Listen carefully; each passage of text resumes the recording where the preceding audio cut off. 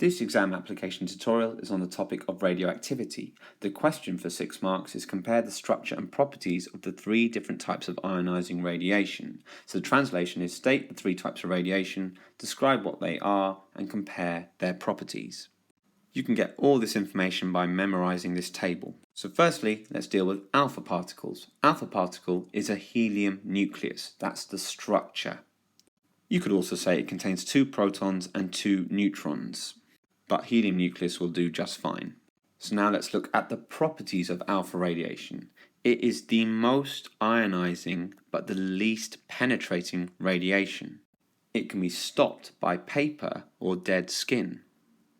You could just say skin to be. Now let's look at beta radiation. Beta radiation is a high-speed electron. You can see that there. That's its structure. Now let's look at its properties.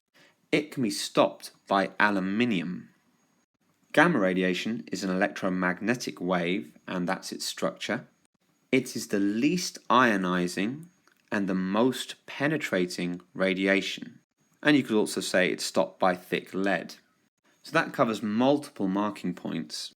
You may wonder why I haven't talked about beta radiation in terms of penetration and ionizing power, and that's because it obviously sits in the middle by describing that this is the most ionizing, this is the least ionizing, this is the least penetrating, this is the most penetrating, so beta radiation must be in the middle, so I didn't specify that here.